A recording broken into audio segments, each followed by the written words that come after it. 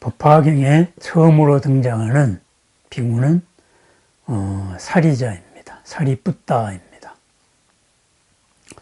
이푼 방편품에서 부처님과 사리뿌따의 대화로 이푼 방편품이 시작되었음을 알 수 있습니다. 물론 첫 번째 서품에서는 부처님께서 상서를 놔두시고 그 상서에 대해서 미륵보살이 묻고 문수보살이 답변하는 내용입니다. 이제 살아있는 사람, 부처님의 직접 제자, 사리자에게 부처님께서 처음으로 법을 설하시기 시작했습니다. 왜 사리자가 바로 첫 인물로 설정이 되었을까요? 그 의미를 한번 생각해 봐야 합니다. 사리자, 사리뿌따가 바로 모갈라나, 목걸령과 더불어서 부처님의 상수제자이기 때문입니다. 상수제자라는 말은 무엇인가? 부처님을 대신할 수 있는 수제자입니다. 부처님 살아생전에 부처님을 대신하였던 분이 사리자입니다. 그런데 이 사리자와 목걸려는 부처님보다 먼저 입적했습니다. 그리하여서 부처님의 법을 이은 사람으로는 돌아가신 다음에 우리가 가섭 그리고 아란 이런 식으로 법맥, 흔히 말하는 법맥이라고 합니다. 이것은 바로 정리되어 있다고 봐도 됩니다. 그러면은 부처님과 사리자의 인연, 사리자와 부처님의 고귀한 인연에 대해서 한번 살펴볼 필요가 있겠습니다.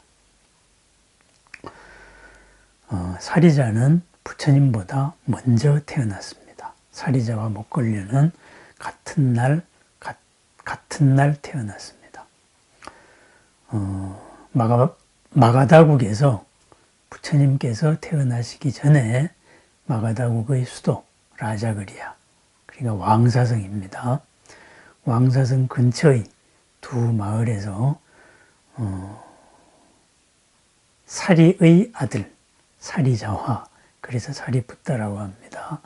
그리고 옆에 또 훌륭한 가문에서 그 모갈라나가 태어났습니다. 두 가문은 7대에 걸쳐서 아주 깊은 인연이 있었고 또 같은 날 동시에 아들로서 태어났기 때문에 두 집에서는 참 서로 또 깊은 관계를 가졌습니다. 그래서 두 아들들도 사리자와 목걸련도 같이 항상 다녔습니다. 그들이 라자가 왕사성에 가서 여러 가지 구경도 하고 여러 가지 축제도 즐기고 이랬습니다. 참 좋아했습니다. 그런데 15살이 되었을 때 사리자의 축제를 보는 사리자의 마음이, 사리자의 얼굴이 즐겁지 않아 보였습니다. 왜? 사리자의 마음에 이런 생각이 들었습니다. 내가 왜 이런 광경을 보고 있어야만 하는가? 이런 생각이 들었습니다. 내가 왜 이 축제를 보고 즐거워해야 하는가?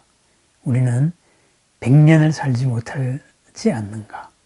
100년을 살지 못하고 이 사람들도 다 갈 것이고 나도 갈 것이다.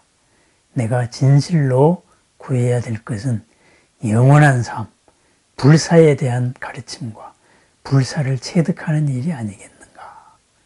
이런 생각이 들면서 얼굴이 어두워졌습니다. 사리자의 얼굴이 어두워지자 목걸련이 물었습니다. 보시오, 그대의 얼굴이 어둡다. 지금 무슨 생각을 하는가? 그래서 같은 생각을 들려주었습니다. 그랬더니만 목걸련도 똑같은 얘기를 했습니다. 아, 나도 그런 생각이 들었다.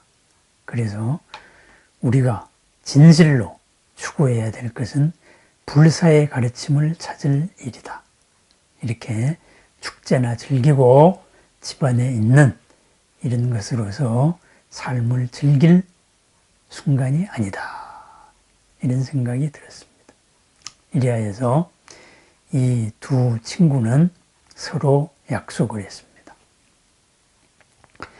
불사의 가르침을 얻을 수 있는 스승을 만날 수 있다면 서로가 서로에게 맨 처음 알려주자. 이런 약속을 했습니다. 그리고 또한 이런 서원을 했습니다. 불사의 가르침을 전해줄 수 있는 스승이 있다면 그 스승을 만난다면 우리는 그 스승의 최고 으뜸가는 제자가 될 것이다. 그런 맹세도 했습니다. 어쨌든 이리하여서 이 두 사람은 집에 와서 부모님께 우리는 불사의 가르침을 찾아 떠납니다. 이런 약속을 하고 이런 말씀을 드리고 나서 스승을 찾아서 나왔습니다. 그 당시에 왕사성, 마가다국의 왕사성에 회의론자였던 산자야라는 유행자가 있었습니다. 산자야는 그 당시 모든 현인들, 이런 사람들의 논리를, 말문을 막아버렸던 사람입니다. 제일 똑똑했습니다. 그래서 산자야가 제일 훌륭하다. 저분이 우리를 불사로 인도할 수도 있을지 모른다. 이리하여서 사리자와 목걸려는 산자야를 찾아갔습니다. 산자야에게 제자의 예를 드리고 산자야에게 여러 질문을 하고 그리고 마침내 산자야의 경지에 도달했습니다. 오래되지 않아서 스승 산자야와 동급이 되어서 스승의 제자들을 전부 거느리게 되었습니다. 스승의 상수제자가 된 것이지요. 그런데 스승의 경지에 올라도 궁극적으로 납득이 가지 않는, 풀리지 않는 문제가 있었습니다. 불사의 가르침이 아니었던 겁니다. 그래서 이 세상은 넓다. 우리는 또 다른 스승을 한번 찾아 나서 보자. 이리하여서 사리붓다와 목갈라나, 사리불과 목걸려는 또 여러 스승을 찾아서 돌아다녔습니다. 유행을 하였습니다. 그러나 유명하다는 모든 스승을 찾아갔을 때 그 스승들은, 스승으로서 유명한 분들은 사리붓다와 목걸련의 질문에 대답을 못했습니다. 그리고 그들이 한 질문은 사리자와 목걸련이 다 대답할 수 있었습니다. 무슨 말이냐? 사리자와 목걸련의 스승이 될 수 있는 사람은 인도 어디에도 없었다는 말이 되겠습니다. 이것이 그대가 아는 다이냐? 그렇습니다. 그래서 그러면은 우리는 이제부터 또 스승을 찾자. 우리의 의문을 풀자. 이렇게 되었습니다. 그렇게 해서 여러 군데를 유행하고 있는 중에 다시 라자가 왕사성으로 돌아왔습니다. 그때 부처님께서도 왕사성에 계셨습니다. 왕사성에 그 당시 마가다 국왕의 왕 빈비사라 왕이 부처님께 바친 중림정사입니다.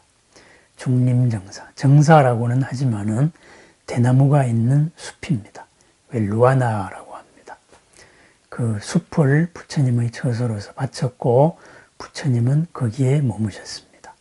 중림정사에 머물고 계셨습니다. 그때에 부처님의 최초 제자 가운데 아싸지라는 비구가 있었습니다. 이 아싸지가 어느 날 유행을 갔습니다.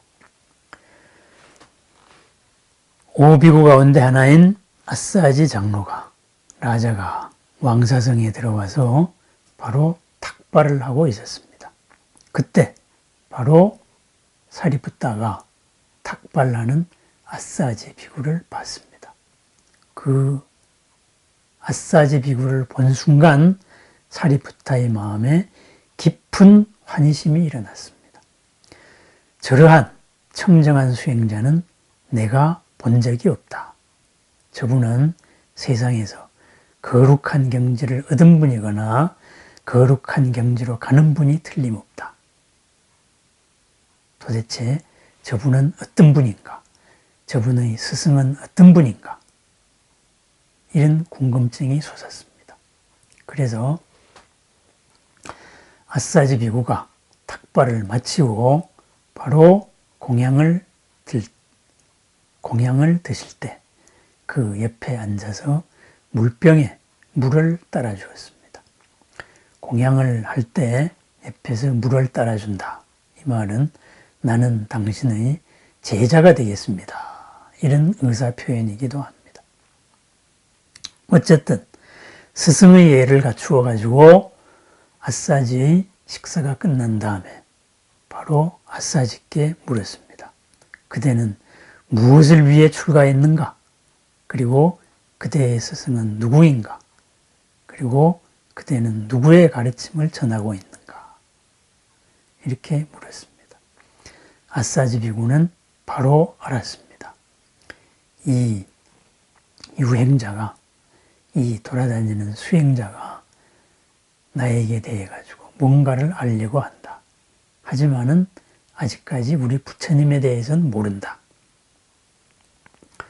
어쩌면은 우리 부처님 교단에 적대적인 감을 갖고 있을지도 모르겠구나.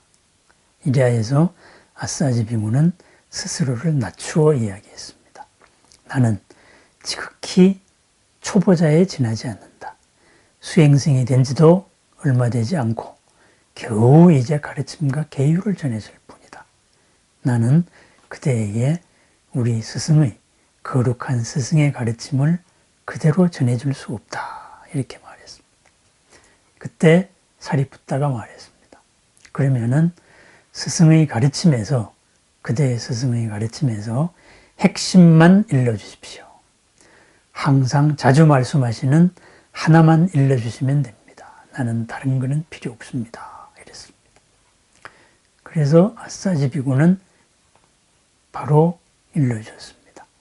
모든 것이 생성하는 것, 바로 연기다. 모든 것이 소멸하는 것, 바로 연기다. 이런 말입니다. 이것이 있으므로 저것이 있다. 모든 것이 일어나는 것에 대한 이야기입니다. 그리고 이것이 멸하면 저것도 멸한다. 모든 것이 소멸하는 원리입니다. 모든 것은 연기, 인과 연의 관계로서 이루어졌다가 다시 소멸하는 것이다. 이 개송을 읊어주었습니다. 이것이 있으므로 저것이 있고 이것이 멸하면은 저것도 멸한다. 바로 상이 상관관계, 연기, 모든 것은 조건결합이다. 연기라는 생각 방식이 사리푸타에게 들리는 순간 사리푸타의 모든 의문은 풀렸습니다. 지금까지의 모든 의문이 풀렸습니다. 바로 스스로 느낄 수 있었습니다. 나는 불사를 얻을 수 있겠다. 그렇지만은 모든 의문은 풀렸지만은 궁극의 의문은 풀리지 않았습니다. 바로 흐름에 든 겁니다. 예류자가 된 것이죠. 수다원이 되었던 것입니다. 그래서 사리푸타는 바로 그대의 스승에게 나를 인도해 주시오. 이런 말을 했습니다. 그러고 보니 바로 생각난 일이 있었습니다. 목걸련이었습니다. 그래서 그대의 스승은 어디 계십니까? 찾아뵙겠습니다. 해서 부처님께서 중림정사 대나무 숲에 계시다, 이것을 알았습니다. 부처님 계신 곳을 알자마자 바로 목걸련을 찾아갔습니다. 사리푸타를 만난 목걸련은 바로 이야기했습니다. 그대의 얼굴이 너무나 밝다. 그대는 불사의 경지를 얻었는가? 아니면은 불사의 경지로 가는 그 스승을 찾았는가? 나는 그 스승을 찾았다. 보시오. 함께 가십시다. 이렇게 해서 사리자와 목걸련은 부처님을 찾아가기로 했습니다. 부처님을 찾아가기 전에 바로 자기들의 스승 산자야에게 갔습니다. 우리들이 모든 의문을 풀 수 있는, 스승께서 풀어주시지 못한 그 의문을 풀어줄 수 있는 스승을 찾았습니다. 불사의 가르침을 찾아 우리는 떠납니다. 스승께서도 같이 가시지요. 그랬습니다. 산자야는 말했습니다. 나는 지금까지 남의 스승으로 살아온 사람이다. 스승으로 살아온 사람이 누구의 제자가 된다는 것은 있을 수가 없는 일이다. 그대들만 가거라. 이랬습니다. 그래서 500명의 제자를 데리고 갔습니다. 산자야의 회중이 텅 비었습니다. 산자야는 너무나 분노해서 분노를 감추지 못하고 피를 토했다고 합니다. 500명의 산자야의 제자들과 함께 부처님으로 가다가 도중에 우리 스승이 너무 안 됐다 해서 250명이 다시 돌아갔습니다. 250명의 제자들을 거느리고 사리자와 목걸련은 부처님을 찾아갔습니다. 사리자와 목걸련이 부처님을 찾아오는 날 부처님께서는 이미 그 인연을 알고 계셨습니다. 저기 오는 저 두 사람이 바로 나의 으뜸 제자, 상수 제자, 우두머리 제자가 될 것이다. 이렇게 말했습니다. 이래서 부처님께 오자마자 바로 부처님께서는 출가를 시켜주셨습니다. 그리고 목걸련은 부처님께 온 지 한 주일 뒤 드디어 아라한에 도달했습니다. 그리고 사리자는 그로부터 보름 뒤에 부처님의 도 아라한을 이룰 수가 있었습니다. 그로부터 사리자와 목걸련은 부처님의 상수제자로서 부처님을 대신하여 법을 설하기도 하였습니다. 그런데 여기에 재미있는 얘기가 하나 있습니다. 부처님 제자의 족보는 이렇습니다. 맨 처음으로 부처님의 제자가 된 사람은 5비구입니다. 5비구 가운데 제일 처음 아라한이 된 깨달음을 얻은 사람은 아약곤단냐. 그러니까 한자로 우리가 아약교진여라고 말하는 사람입니다. 아약교진여가 바로 최초로 부처님 밑에서 깨달음을 얻으신 분입니다. 그리고 나머지 비구들이 있었고 그 다음에 야사라는 젊은이가 있었습니다. 야사라는 젊은이가 있었고 그리고 야사를 따라왔던 수많은 야사를 따라왔던 54명이 있었습니다. 그 다음에 또 30명의 젊은이가 있었습니다. 이런 식으로 있었는데 이러한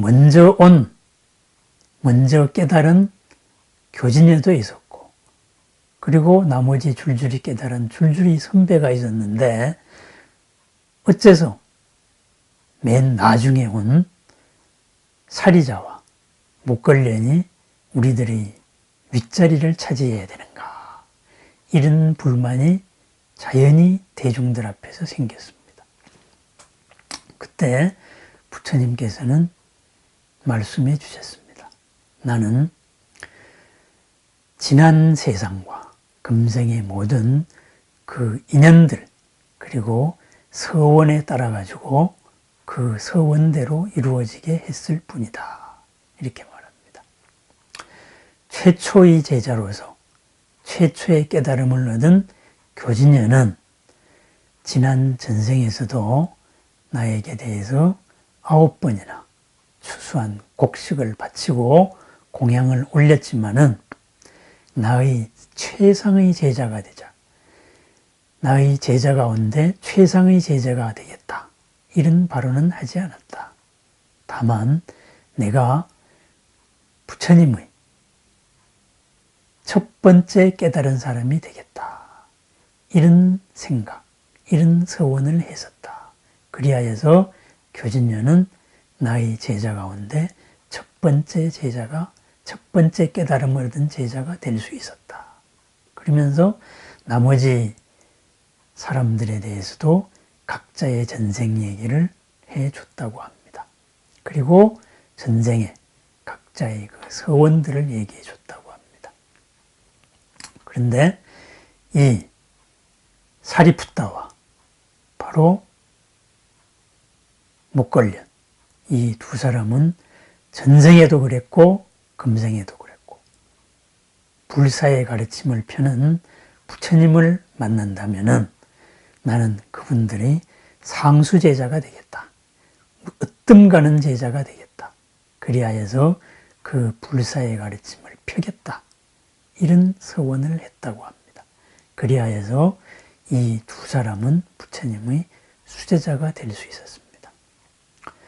법화경은 모든 사람은 부처님이 되어야 하고, 그리고 부처님이 될 수 있는 모든 씨앗들을 다 갖추고 있다, 무한한 공덕을 다 갖추고 있다, 이런 가르침입니다.